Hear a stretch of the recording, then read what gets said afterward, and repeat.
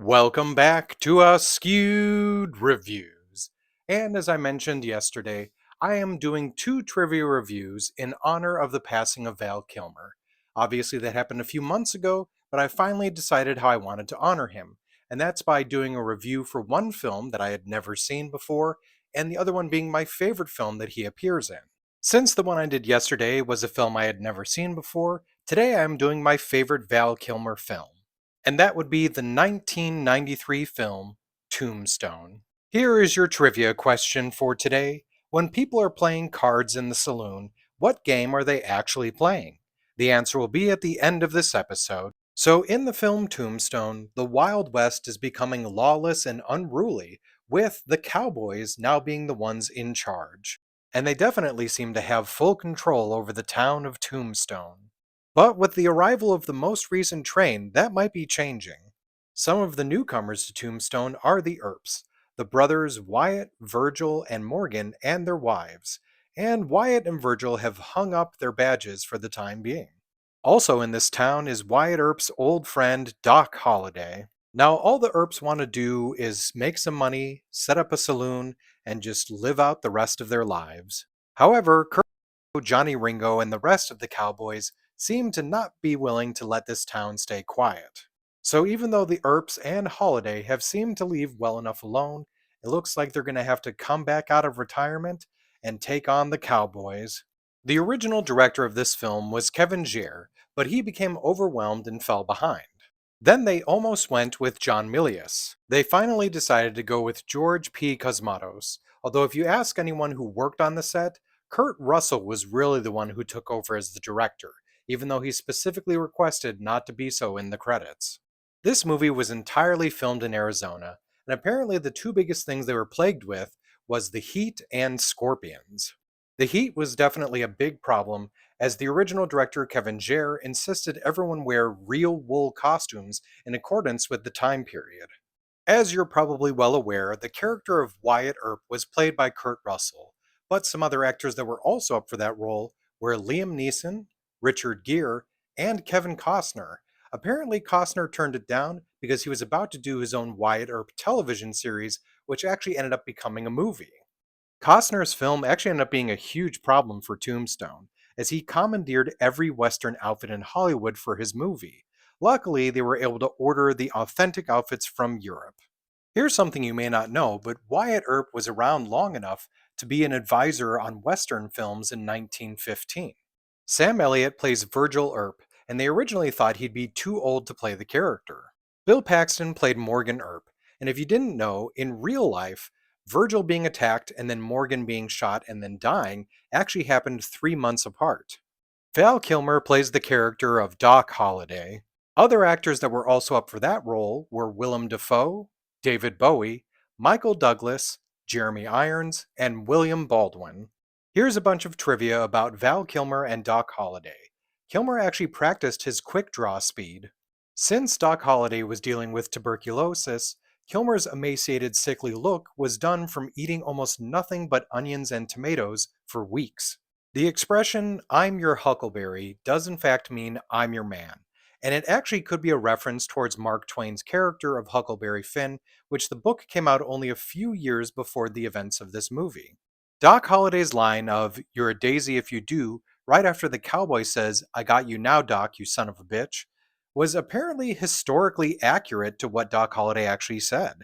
Josephine Marcus is played by Dana Delaney, but other actresses that were also up for that role were Jennifer Connelly and Lisa Zane.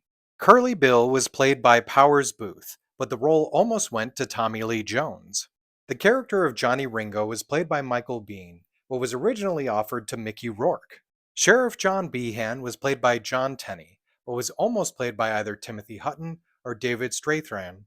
Harry Carey Jr. was originally brought on just to play a wagon master, but when actor Glenn Ford, who was signed on to play Marshall White, had to withdraw due to poor health, they gave Carey the role. Robert Mitchum was originally set to play a character named Old Man Clanton, but he fell from a horse and injured his back, so instead, he became the narrator at the beginning and end. Telly Savalas was going to be brought in to play the old man character, but they decided to drop that entirely. Now, aside from the main cast, there are actually a lot of other well known actors that appear throughout this film. Stephen Lang plays the character of Ike Clanton, who, by the way, Lang was apparently drunk through most of the filming to stay in character. Billy Bob Thornton has a small cameo as Johnny Tyler, and actually his entire scene was ad libbed. All he was told was that he had to sound like a bully. Charlton Heston played Henry Hooker. Jason Priestley was Billy Breckenridge. Thomas Hayden Church was Billy Clanton. Dana Wheeler Nicholson was Maddie Earp. Paula Malcolmson was Allie Earp. Michael Rooker was Sherman McMasters. Billy Zane was Mr. Fabian. And Terry O'Quinn was Mayor John Clum. Also, you may not have known this, but as the character of Billy Claiborne was Wyatt Earp, or in actuality, Wyatt Earp's fifth cousin. I wasn't able to find out what characters these actors and actresses may have played, but here's a list of them that almost appeared in this movie: Michael Madsen, Dennis Leary, Johnny Depp, Brendan Fraser, Gabrielle Anwar, Brad Pitt, Nick Nolte, and Patrick Swayze. The gunfight at the OK Corral wasn't actually well known by the American public until 1931 when Wyatt Earp Frontier Marshal was published. In real life, Curly Bill did not actually shoot the sheriff on purpose. The sheriff attempted to disarm him, and then the gun accidentally went off. The sheriff, who succumbed to his injuries 2 days later, was able to, before then, corroborate that this was not actually Curly Bill, and that's why he was exonerated, while in the movie they say it was for a lack of witnesses.